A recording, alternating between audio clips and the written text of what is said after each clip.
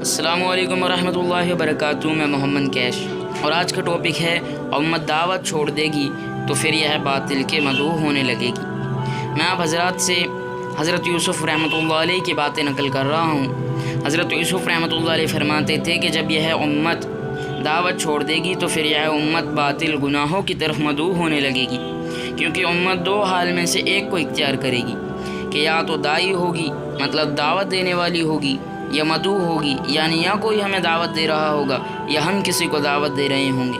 अपने दीन पर इस्तकामत का और अपने दीन की हिफाजत का इसके इस्तेदाद उम्मत में इस वक्त तक रही जब तक यह अपने दीन की दावत पर इकट्ठी थी।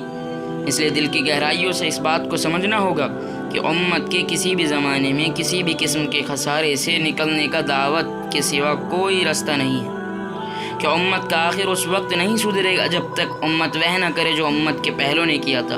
अगर हम उम्मत के खसारे से निकलने और हालात के हल के लिए उस काम से हटकर कोई भी रास्ता सोचे तो यह हमारी सोच नबूवत की सोच से अलग होगी, और वह हमारी सोच अलग ही नहीं होगी बल्कि हमारा रास्ता ही बदल देगी। हम यह समझेंगे कि साहबा रज़ियल्लाहु अन्हुम अजमईन ने जो काम अपने ज़माने में किया था और वह काम था, और हम जो यह काम कर रहे हैं यह वह काम है। इसलिए बहुत ही ध्यान और तवज्जो से मेरी बात सुनो। मेरा दिल ये चाहता है अगर हर मुसलमान इस काम के साथ हो तो इस काम के साथ उसके दिल का यकीन यह हो कि तरबियत का, तवज्जो का, हिदायत का और अल्लाह की ज़ात के साथ ताल्लुक़ के पैदा करने का यही रास्ता है। अगर उस यकीन में ज़रा भी कमी आई तो दावत वाले अमाल की तासीर दावत वाले अमाल से फ़ायदा नहीं उठा सकेगा।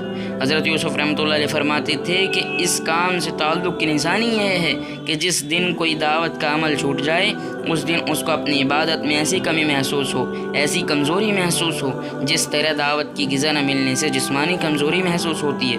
कि दावत वाले अमाल इबादत के लिए इस तरह ताकत का ज़रिया है जिस तरह जिस्मानी जिस्म में क़ुव्वत पहुँचाने का ज़रिया है।